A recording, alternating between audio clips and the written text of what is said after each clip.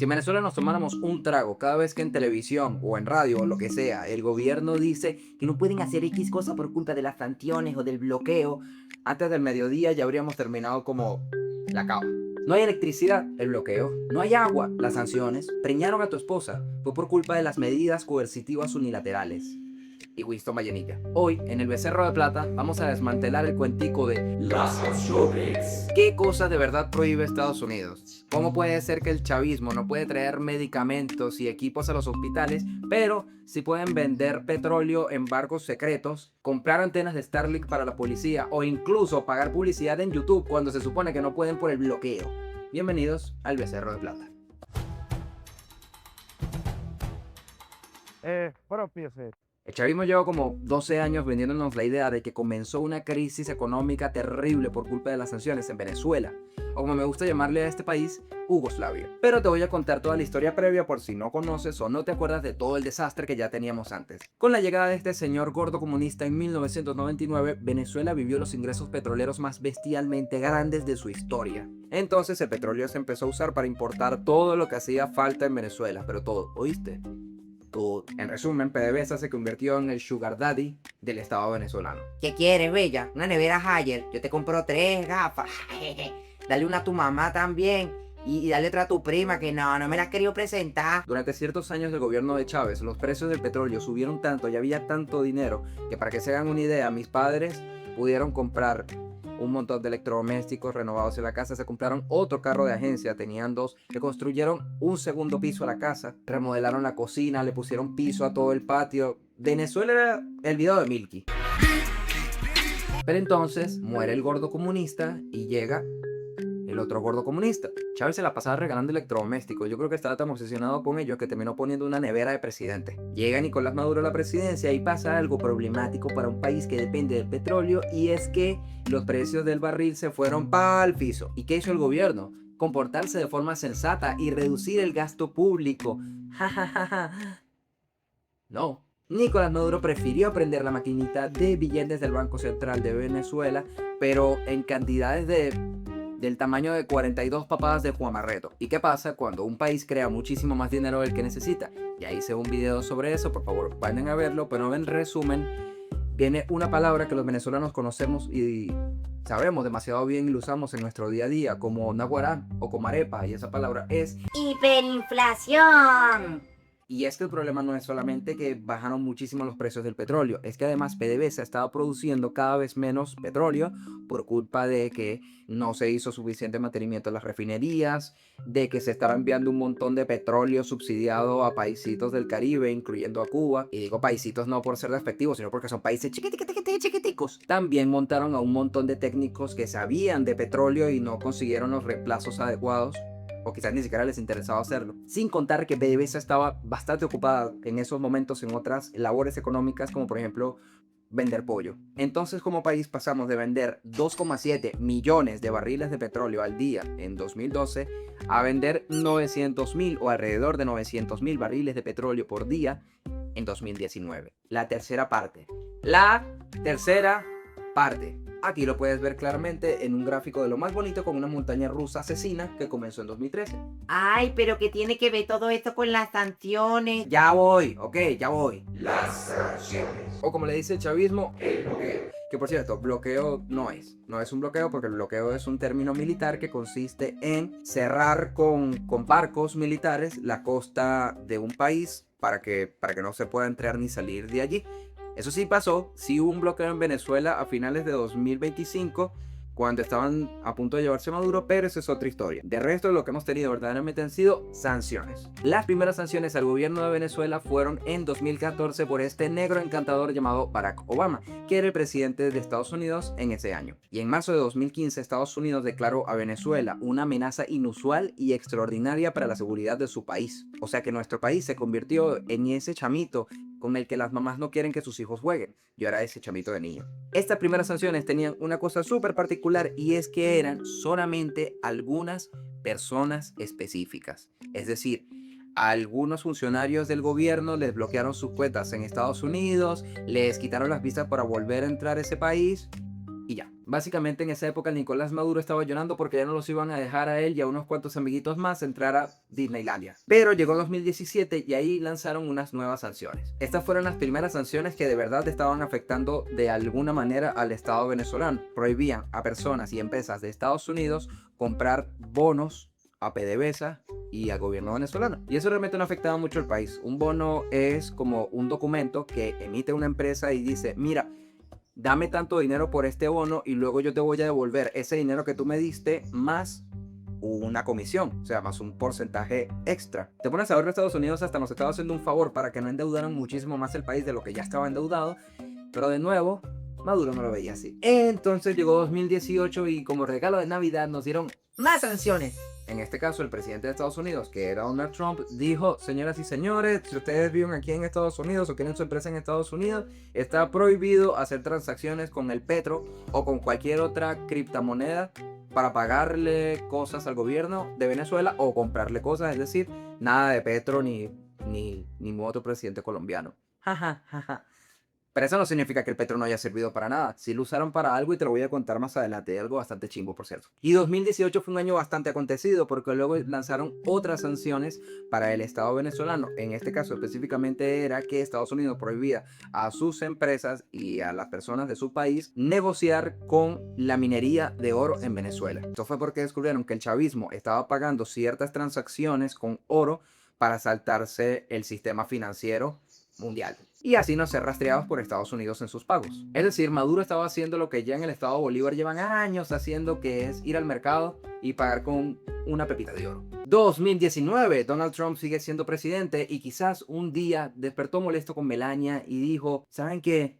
Necesita Venezuela más sanciones. Pero esta vez las sanciones fueron a PDVSA. Ese año Estados Unidos reconoció a Juan Guaidó como presidente interino de Venezuela, así que lanzaron una nueva prohibición para PDVSA, que era que las empresas y personas en Estados Unidos no pudiesen comprar petróleo ni ningún tipo de producto a la empresa venezolana PDVSA. Pero además Venezuela tiene ciertos activos y ciertas empresas en el territorio estadounidense, por ejemplo la empresa petrolera Citgo, que es propiedad de PDVSA, y congelaron sus activos. Es decir, el gobierno venezolano no tenía acceso a ellos y solamente lo podían manejar el gobierno de Estados Unidos o el gobierno de Juan Guaidó, que era el que reconocía a Estados Unidos en ese momento. Y para poner las cosas más complicadas todavía, le prohibieron al gobierno de Venezuela usar el sistema financiero SWIFT, que es el que usan en casi todos los países para hacer pagos internacionales, y Estados Unidos tiene una influencia enorme sobre ese sistema. Y para completar, Estados Unidos dijo que iba a sancionar a cualquier país que usara el sistema SWIFT para hacer negocios con Venezuela. O sea que casi ningún país se iba a querer arriesgar a comprarle a Venezuela, específicamente a PDVSA, porque sape gato. Punchale, si te pones a pensarlo, suena bastante duro. Tú lo escuchas y provocas darle la razón al chavismo. Pero lo que no te dicen son las letras chiquitas de las sanciones, que en realidad no son chiquitas nada, y ya te las voy a explicar. Lo que no te cuenta el chavismo. La OFAC, que es la oficina gringa que pone las sanciones, lanzó el decreto FAC 519. Lo voy a leer textualmente para que no digan que estoy inventando. El pueblo venezolano no está sujeto a sanciones integrales. Las sanciones de Estados Unidos no impiden que Venezuela importe alimentos, medicamentos, medicinas, ropa ni ningún otro tipo de material que se pueda considerar humanitario. Es decir, el gobierno venezolano no puede ir a Wall Street a pedir un préstamo, pero sí puede, por ejemplo, comprar insumos médicos para hospitales, se puede comprar equipos médicos que se hayan dañado para reemplazarlos, puede comprar comida, entre otras cosas. Incluso, ¿se acuerdan que en 2019 y 2020 se pusieron de moda los bodegones en Venezuela, que básicamente consistían en tiendas que traían un montón de productos de Estados Unidos, que fue cuando se puso de moda la Nutella, la mantequilla de maní y todo eso? Eso estaba traído de Estados Unidos. Este mismo video lo estoy grabando con mi celular, que es un Pixel 6, y me lo traje comprado de Amazon. Lo compré directamente en Amazon, me llegó a un casillero, a una empresa que se encarga de traerlos a Venezuela, y me lo dieron aquí. Y hasta donde yo recuerdo no lo compré en el Amazon de Cuba, que por cierto generalmente solamente se habla de Estados Unidos, pero la Unión Europea también tiene sanciones contra el gobierno de Venezuela. Los países de la Unión Europea tienen prohibido venderle material policial y de represión al gobierno venezolano. Y además, algunos funcionarios venezolanos de chavismo les bloquearon sus cuentas bancarias en la Unión Europea y les prohibieron la entrada a sus países. Cosa a la cual no les importa mucho porque Delcy Rodríguez es una de esas personas e igualito entró a España. Y si estás un poco enredado con todo esto y te confunde y tienes dudas, te voy a explicar ahora cuáles son las contradicciones del chavismo sobre las sanciones. Si tú le preguntas a cualquier funcionario de casi cualquier institución del Estado venezolano, te van a decir que X cosa puede estar funcionando mal por culpa de el bloqueo ya. Por ejemplo, he visto funcionarios de CanTV que dicen que no pueden repararte una falla en tu casa porque la maquinaria que necesita no se puede traer por culpa de la sanción. O también te dicen que en los hospitales hay muchas máquinas que están dañadas y que no se han podido arreglar o renovar porque las sanciones no los permiten, porque esas máquinas te las compraron en Estados Unidos y hay como hacemos ahora. Pero mientras te dicen eso, también puedes ver, por ejemplo, vehículos del Estado con antenas de Starlink, que es un servicio que no funciona en Venezuela y que pudo comprarlo el mismo Estado que no quiso traer, por ejemplo, una máquina de radiografía dañada en un hospital. Y esto pasa porque cuando el chavismo de verdad le da la gana de hacer algo, son capaces de lo que sea, ¿ok? Lo que sea. Amor, me dijiste que este mes ibas a dejar tu esposo para estar conmigo y ya llevas 2 años sin cumplirlo. Mi amor, yo la quiero dejar, pero ¿cómo hago si el bloqueo de los Yankees no me deja? No he podido ni salir del país, me duele no poder hacerlo. ¿Cuál bloqueo si te la llevaste a Disney? Ajá, la llevé, pero la llevé con mucho dolor. Y un pasaporte falso. Si de verdad tuviesen la disposición de traer algo a Venezuela, lo harían. Y si no me crees, te voy a poner de ejemplo todo lo que hicieron para vender petróleo saltándose las sanciones de Estados Unidos. El gobierno chavista se armó una red de más de 100 empresas y más de 30 países para cobrar el petróleo que estaban vendiendo. Usaron barcos petroleros a los que les apagaban el GPS para que fuera más difícil interceptarlos. Constantemente le cambiaban la bandera a los barcos para que no se sepa de qué país eran verdaderamente. Hasta les borraban el nombre con pintura, así de balurdos son, les borraban el nombre con pintura. Eran unos grafiteros piratas, literalmente piratas, porque era en el mar, jaja. Y para que fuera más complicado todo el proceso, el barco que salía del puerto de Venezuela con el petróleo no era el barco que llegaba al puerto del país que estaba comprándolo. No, papadito. Sacaban el barco de las costas de Venezuela y en algún punto de alta mar se lo daban a otro barco. Hacían un transbordo de todo el petróleo y luego ese barco se lo daba a otro barco y a otro barco y a otro barco, así hasta que finalmente llegaban al país en donde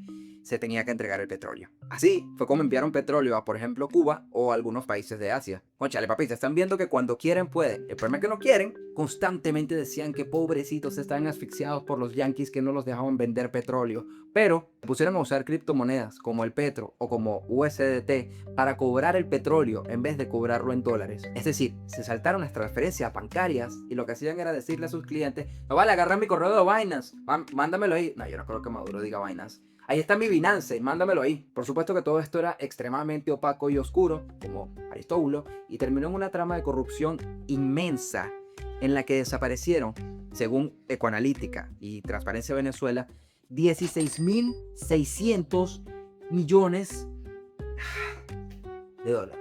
Para que te hagas una idea, con esa cantidad de dinero se pueden construir entre 255.000 y 345.000 apartamentos. Con todo eso, le das casa a todas las personas que perdieron su hogar en los terremotos de Vargas de junio y aún así sobrarían la mayoría de los apartamentos. Si de verdad el gobierno hubiese estado tan interesado en resolver los problemas más básicos que tenemos en Venezuela, como son electricidad o agua, hubiesen podido aplicar lo mismo que hicieron con el petróleo. Se buscaban empresas intermediarias que compraran esas cosas que les hacían falta en otros países, las traían a Venezuela y se las compraban a esas empresas.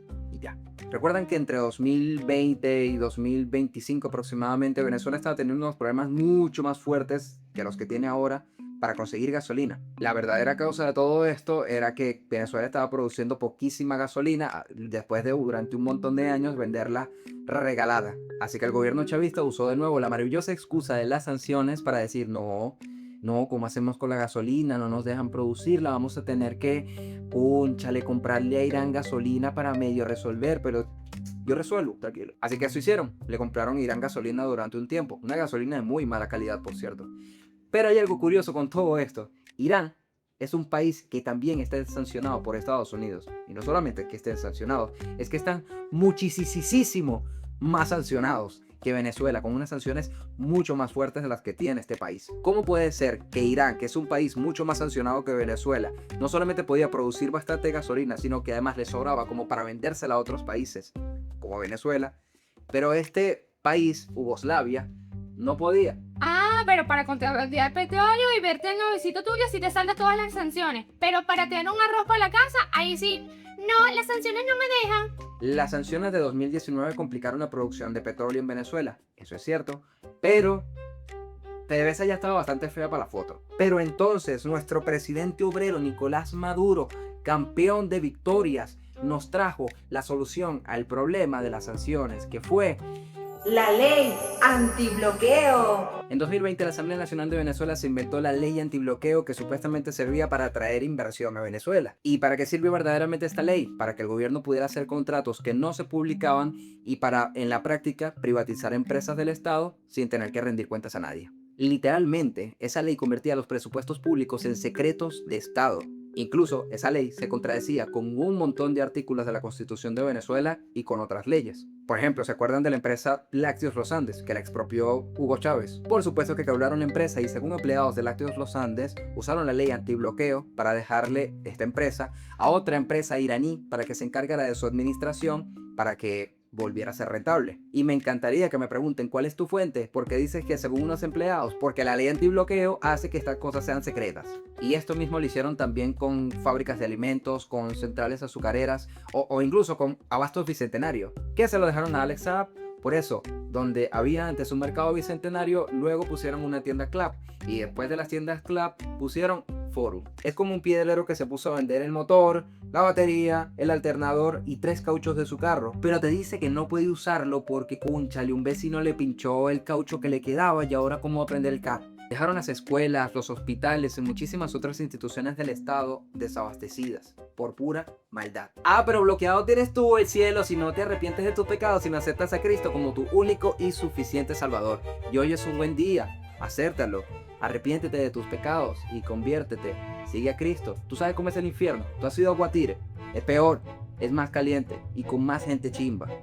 Arrepiéntete, sigue a Cristo. Señoras, señores, o lo que quiera que seas, muchísimas gracias. Este fue todo el episodio de hoy. Por favor, coméntame cuál es la excusa que te ha puesto algún funcionario en el Estado que no pudieron hacerte algo por culpa de las sanciones. Compártele esto a la señora del Consejo Comunal de tu barrio porque sí, yo soy Ángel Daniel Contreras, este es el licenciado Becerra y recuerda, los becerros son para comérselos, no para ponerlos en el poder. Muchas gracias.